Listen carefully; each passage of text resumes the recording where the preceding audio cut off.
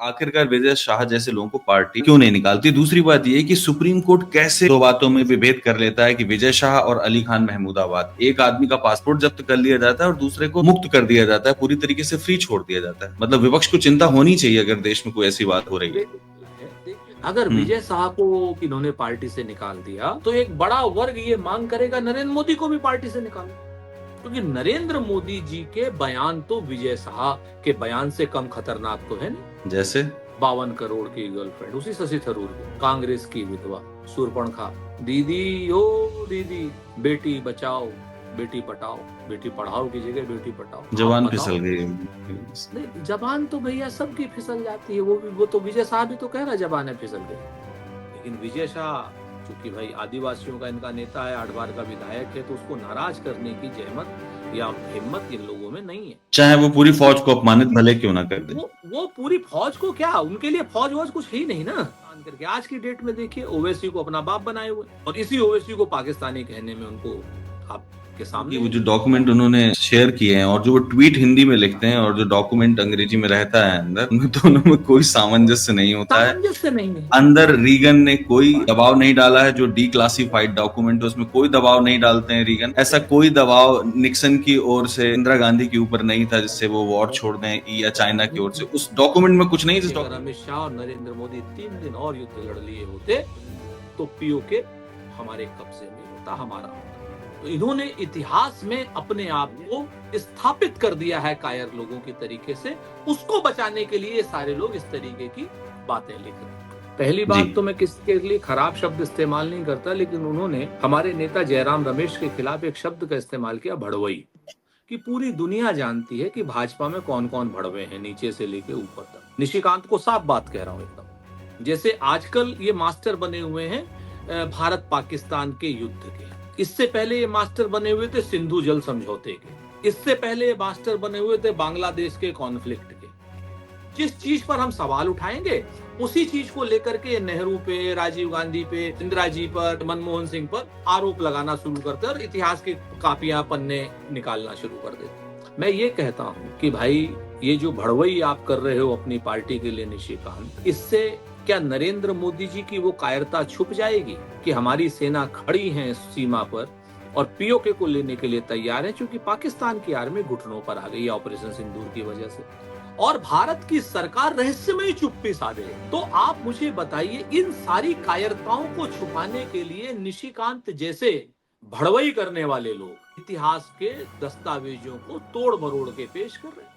वही Ronald Reagan है जो छाता लेकर के राजीव गांधी जी को छोड़ने आए थे कि भारतीय जनता पार्टी वाले वोटों के लिए कुछ भी कर सकते हैं, किसी का भी सौदा कर सकते हैं।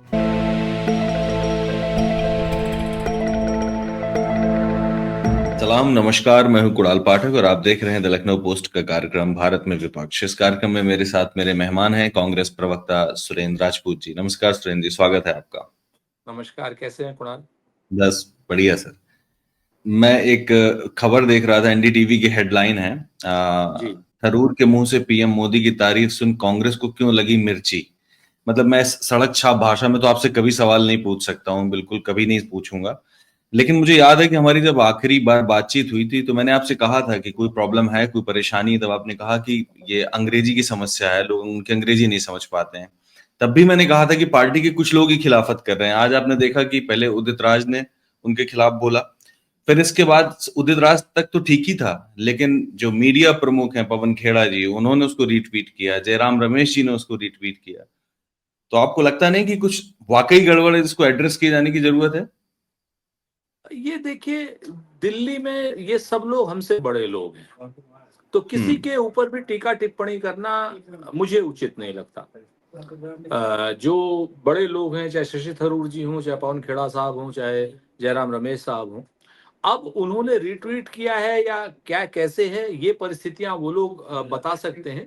मेरी जानकारी जो इस वक्त है, बड़ी पुख्ता जानकारी जितनी है, कि शशि थरूर साहब कांग्रेस के हमारे सम्मानित सांसद हैं और विदेश में वो भारत का पक्ष रखने के लिए एक सर्वदलीय प्रतिनिधि मंडल लेकर के गए हैं, और आज भी उन्होंने एक ट्वीट किया है पनामा को छोड़ने के बाद। उसको उसको भी देखा जाना चाहिए। और रही बात, मेरा मेन फोकस है मीडिया के ऊपर। मीडिया, ये वो मीडिया है जो आज शशि थरूर को और कांग्रेस पार्टी को, या कांग्रेस पार्टी को शशि थरूर के नाम पर जो बेइज्जत करना चाहता है। मेरा सवाल उसी मीडिया से है कि भाई आप लोग नंगे हो गए हो। जब भारत पाकिस्तान का कॉन्फ्लिक्ट चल रहा था, ऑपरेशन सिंदूर चल रहा था, उस ड्यूरेशन में जब 22 रण में हमारे 26 लोग आतंकियों ने मार दिए थे, तो वो मीडिया पाकिस्तान के गद्दारों को बैठा करके अपने यहां पर टीआरपी बटोर रहा था। जहां पर देशभक्ति की बात करनी थी, वहां पे देशद्रोही आवाजें उसी मीडिया के डिबेट्स में आ रही थी पाकिस्तानियों के द्वारा। हमारे देश के हित के खिलाफ बात आ रही थी, वो चाहे एनडीटीवी हो, चाहे वो रिपब्लिक टीवी हो, चाहे वो अन्य टीवी हो, मतलब तमाम जितने भी आप नाम ले लीजिए। तो अब उन सब लोगों की जो सड़क छाप भाषा है आज की डेट में, उनको तो सबसे पहले राष्ट्र से भी माफी मांगनी चाहिए। और जिन जिन लोगों ने भी पाकिस्तानी गेस्ट्स को बैठाया है, पाकिस्तानी पूर्व सेना के अधिकारियों को, पत्रकारों को, या किसी पार्टी के सदस्य को बैठाया है, उनके खिलाफ दंडात्मक और देशद्रोही धाराओं में कार्रवाई जरूर होनी चाहिए। उसके बाद जो है वो लोग हमसे पूछे तो ज्यादा उचित हो। अपने दामन को साफ करने के लिए दूसरे का दामन बहुत दागदार दिखाने की जो आदत भारतीय जनता पार्टी और उसके समर्थक मीडिया की हो गई है, ये इसकी निंदा सबको करनी होगी। नहीं, उस बात की निंदा है, बिल्कुल निश्चित रूप से है सुरेंद्र जी। लेकिन मतलब मैं ये पूछना चाह रहा हूं आपसे कि क्या आप चाहते हैं कि ये सवाल अनएड्रेस्ड रहे, इस पर कोई बात ना हो? बात सिर्फ इन्हीं 2-3 लोगों की नहीं है। मैंने बताया ना आपसे कि मैंने अपनी जानकारी के अनुसार आपको पूरी बात बता दी। इसके बाद भी कोई राजनीतिक घटनाक्रम डेवलप होंगे तो भी बताऊंगा आपको। भाई, प्रवक्ता का काम क्या होता है कि पार्टी में जो हुआ वो बताना। प्रवक्ता का काम अनुमान लगाना थोड़ी होता है। बिल्कुल सही कहा आपने, और ये तो बहुत अच्छी बात है कि अनुमान वाकई नहीं लगाया जाना चाहिए, पर सामने दिख रहा है, ऐसा लग रहा है कि बस सिर्फ हाथापाई बची है, बिल्कुल अच्छे से झगड़ रहे हैं। आपको दिख सकता है, मुझे नहीं दिख रहा। अब बात समझिए। ठीक बात है। मेरा काम जो है, मेरा काम वो देखना है जो मेरी पार्टी मुझे दिखाए, जो मेरी पार्टी मुझे कागज दे, जो मेरी पार्टी सिद्धांत बताए। मैं आपकी नजर में एक और बात लाना चाहता हूं साथ में ही। आपको याद होगा पीजे कुरियन साहब, राज्यसभा के उपसभापति, ये कांग्रेस पार्टी से ही हैं। इन्होंने कहा कि इफ पीपल सस्पेक्ट कि Tharoor is leaning towards BJP, no one can blame them for thinking so. कोई उन्हें ब्लेम नहीं कर सकता। अब फिर से मैं कहता इसका हूं, मतलब साफ है। शशि थरूर जैसी अंग्रेजी पीजे कुरियन साहब की भी है। हाँ, तो इसमें वही लिखा है। मैं नहीं समझ हम में से हम में से कोई इतना अनपढ़ नहीं है, सामान्य भाषा है, कोई भी समझ सकता है। उसका हिंदी का अनुवाद कीजिए। उसमें लिखा है कि अगर लोगों को ये लगता है कि शशि थरूर साहब भाजपा की ओर जा रहे हैं, तो कोई उन्हें ब्लेम नहीं कर सकता ऐसा सोचने के लिए। जब आप स्टेटमेंट को आप आगे पढ़ेंगे तो उसमें यह है कि वो ऐसे काम कर रहे हैं, वो ऐसी बातें कर रहे हैं, उनके जेस्चर, उनके पॉलिटिकल जेस्चर, अभी आपने 2 लाइनें कही। उन दोनों लाइनों में भाई आप क्या सोचते हैं, मैं क्या कह रहा हूं, इसका जिम्मेवार मैं हूं, है ना? आप क्या मेरे बताए हुए को सोच रहे हैं या उसका क्या अर्थ निकाल, इसका तो जिम्मेवार आप है ना। जैसे मैंने अभी एक बात कही कि मैं प्रवक्ता हूं पार्टी का, और मुझे मेरी पार्टी जो बताएगी मैं उतना ही कह सकता हूं। मैं अनुमान लगाने के लिए अधिकृत नहीं हूं, यही मैंने कहा ना। अब इसको लेकर के अगर आप ये कहने लगे कि सुरेंद्र राजपूत की पार्टी में नहीं चलती, तो इसका कोई इलाज है? ये मैं क्यों कहूंगा ये सब बातें? नहीं भाई, आप मेरा नहीं कंसर्न कहेंगे, नहीं। आप भले आदमी हैं, लेकिन रिपब्लिक का अर्णव तो कहीं देगा। Big breaking. बिल्कुल गलत कह रहा हूं? ठीक बात है। तो बिग ब्रेकिंग वाला है, टीआरपी वाला है, ये तो सब कुछ भी कह सकता है। तो मान लिया जाए कि मामला अनएड्रेस्ड ही है, ठीक है, क्योंकि इसमें जिस किस्म की बातें हो रही, आप अपनी तरफ से स्वतंत्र हैं। आज की डेट में शशि थरूर साहब गए हुए हैं और क्या हो रहा है क्या नहीं हो रहा है मैं आपको फिर बताऊं कि मैंने आज उन्होंने फिर एक ट्वीट किया है। मैंने पढ़ा उस ट्वीट को। हाँ, उसमें तो उन्होंने ये कहा है, हाँ, उसमें उन्होंने कहा है कि उनकी बात को फिर से तोड़ मरोड़ कर पेश किया गया, लेकिन सवाल इससे ज्यादा वाइटल है सुरेन जी, इससे ज्यादा वाइटल सवाल है कि मान लीजिए कि मेरे पास अल्प बुद्धि है, मैं एक छोटा आदमी, अरे मैं चीजें भाई समझ क्यों, नहीं एक पाता एक हूं, एक एक एक, एक पर मिनट। पर पर ये नहीं हम समझ पा हम रहा हूं कि हम परसेप्शन की लड़ाई पर जाना ही नहीं है। मैंने आपसे एक ही लाइन कहा, काहे को इसको लंबा खींचना। हमने एक ही बात हम्म, कही कि मेरे पास जो अधिकृत सूचना है ठीक है, मैं ठीक है, उसको ठीक, आपको देने का अधिकारी हूं, मैं ठीक, अनुमान लगाने का अधिकारी नहीं है। बिल्कुल बिल्कुल सही कहा आपने। दूसरी बात जो मुझे आपसे पूछना है वो निशिकांत दुबे को लेकर के है। मैं पिछले कई दिनों से उनके ट्वीट देख रहा हूं लगातार। वो जिस किस्म की वो हैं, भारत का पक्ष रखने के लिए गए हैं ऑपरेशन सिंदूर पे, पर वो जिस किस्म की भाषा का इस्तेमाल कर रहे हैं बार बार ट्वीट करके, उस पर आपकी बातचीत और आपकी राय जानना जरूरी है। वो राजीव गांधी पर आरोप लगा रहे हैं, स्वर्गीय राजीव गांधी पर आरोप लगा रहे हैं कि वो रीगन के दबाव में थे, और 1971 के युद्ध के बारे में बोल रहे हैं कि इंदिरा गांधी ने अमेरिका के दबाव में और चीन के दबाव में युद्ध बंद कर दिया था, वरना हमने उसी समय बड़ा हिस्सा हासिल कर लिया होता जो हमारे हाथ से निकल गया। इसमें देखिए दो चीजें बड़ी स्पष्ट हैं। पहली जी, बात तो मैं किसी के लिए खराब शब्द इस्तेमाल नहीं करता, लेकिन उन्होंने हमारे नेता जयराम रमेश के खिलाफ एक शब्द का इस्तेमाल किया, भड़वई। क्या इस्तेमाल तो किया? मुझे भड़वई, उफ। भड़वा भड़वा से भड़वई, ठीक है। तो हम्म। मैं स्पष्ट कहना चाहता हूं कि पूरी दुनिया जानती है कि भाजपा में कौन कौन भड़वे हैं, नीचे से लेके ऊपर तक। निशिकांत को साफ बात कह रहा हूं एकदम। ये लोग, ये जितने भड़वे लोग बैठे हुए हैं भाजपा में, ये लोग क्या करते हैं कि अपने नेता की को बचाने के लिए, उसकी कायरता को बचाने के लिए, उसकी रणनीतिक गलतियों को बचाने के लिए, जिस वक्त जो चीज हो रही होती है उसके ये इतिहास के मास्टर बन जाते हैं।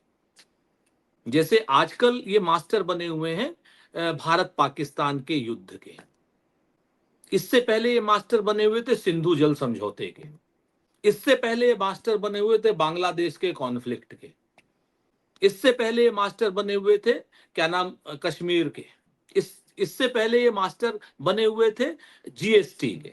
इससे पहले ये मास्टर बने हुए थे कोरोना के। आप देखिए, कभी भी आप उठाइए, जिस चीज पर हम सवाल उठाएंगे उसी चीज को लेकर के नेहरू पे, राजीव गांधी पे, इंदिरा जी पर, बाकी मनमोहन सिंह पर आरोप लगाना शुरू करते हैं और इतिहास की कापियां, पन्ने निकालना शुरू कर देते। मैं ये कहता हूं कि भाई, ये जो भड़वई आप कर रहे हो अपनी पार्टी के लिए निशिकांत, इससे क्या नरेंद्र मोदी जी की वो कायरता छुप जाएगी कि हमारी सेना खड़ी है सीमा पर और पीओके को लेने के लिए तैयार है? क्योंकि पाकिस्तान की आर्मी घुटनों पर आ गई है ऑपरेशन सिंदूर की वजह से।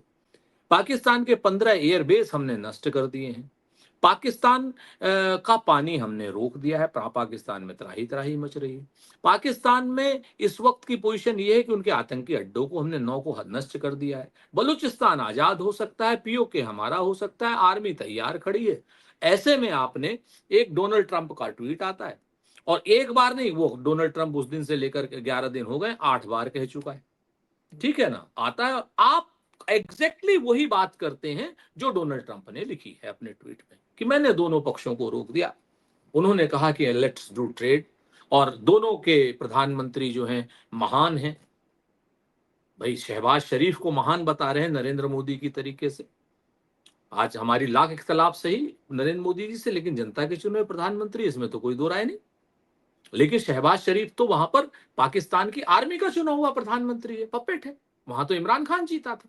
तो एक पपेट को, सेना के पपेट को भारत के प्रधानमंत्री के साथ जोड़ रहे हैं, और सारा का सारा युद्ध जो है वो उस आदमी के कहने से रुक रहा है, जिससे इस कॉन्फ्लिक्ट का कोई लेना देना नहीं। हमारा द्विपक्षीय मामला, वो कहता है 1500 साल से लड़ रहे हैं, उसके बाद भी कोई नहीं बोल रहा।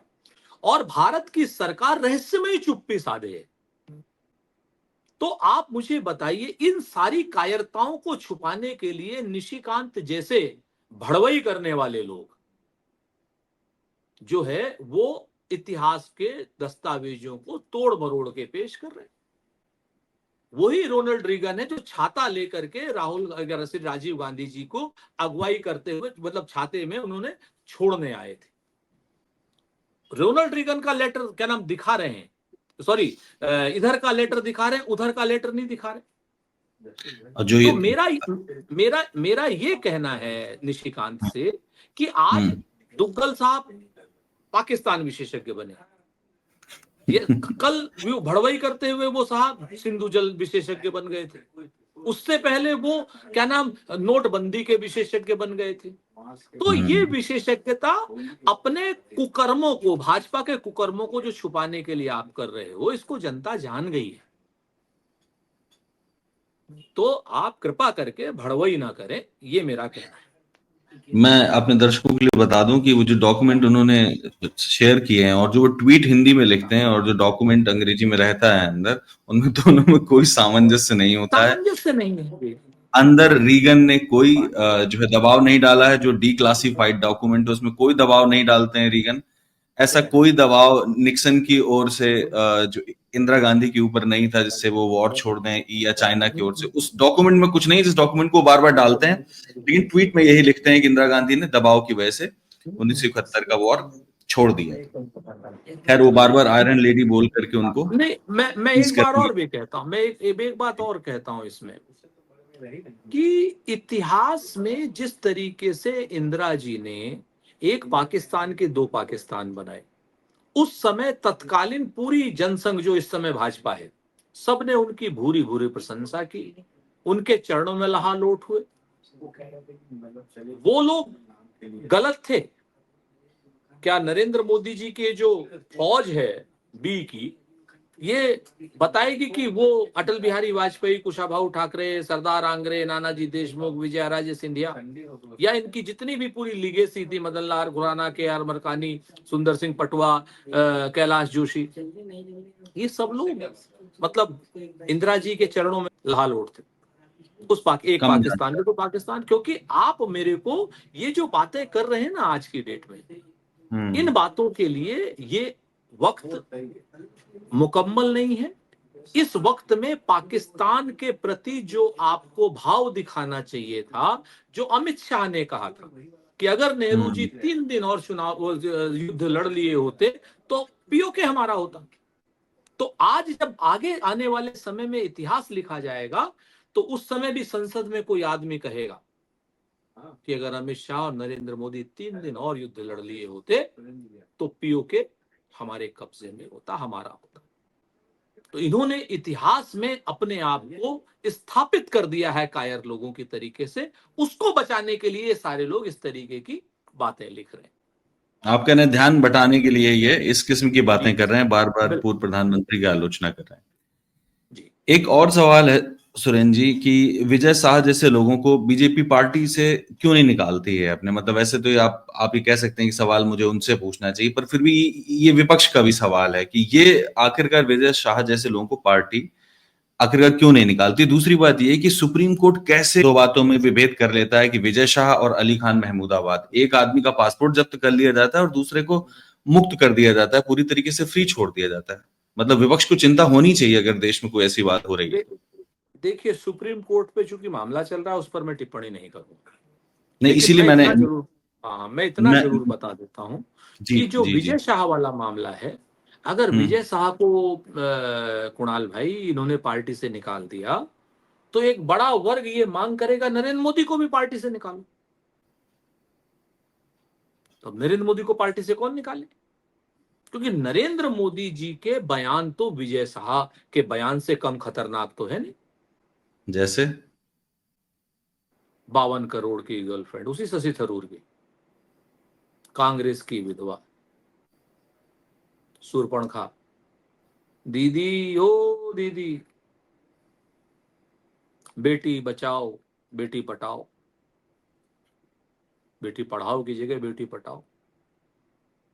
जवान फिसल गई। नहीं, जबान तो भैया सबकी फिसल जाती है। वो तो विजय साहब भी तो कह रहा है जबान है फिसल गई। वो कौन सा कह रहा है कि नहीं हम जानबूझ करके कहा। बात आप समझो, ये इनकी नीति, नियम और नैतिकता है। तो अगर ये विजय शाह को पार्टी से निकालेंगे भाजपा वाले, तो मोदी जी को भी निकालना पड़ेगा। अब मोदी जी को निकालेंगे तो भाजपा रहेगी नहीं, क्योंकि आज की डेट में मोदी ही भाजपा है, भाजपा ही मोदी है। आप समझिए। तो ठीक मसला बात है इनके वैसे। साथ, हाँ, मसला इनके साथ क्या है? मसला इनके साथ अस्तित्व का है। और ऐसे ही लोग भारतीय जनता पार्टी में प्रश्रय पाते हैं, ऐसे ही लोग भारतीय जनता पार्टी में बड़े पद पाते हैं। तो इसलिए ये लोग बिल्कुल नहीं निकालेंगे, आप इस चीज को देख लें। यही काम, यही बयान अगर किसी विपक्षी ने दिया होता अभी तक, तो आप यकीन मानिए वो देशद्रोह की धाराओं में अंदर हो चुका होता। लेकिन विजय शाह चूंकि भाई आदिवासियों का इनका नेता है, 8 बार का विधायक है, तो उसको नाराज करने की जहमत या हिम्मत इन लोगों में नहीं है। चाहे वो पूरी फौज को अपमानित भले क्यों ना कर दे। वो पूरी फौज को क्या, उनके लिए फौज वौज कुछ ही नहीं ना।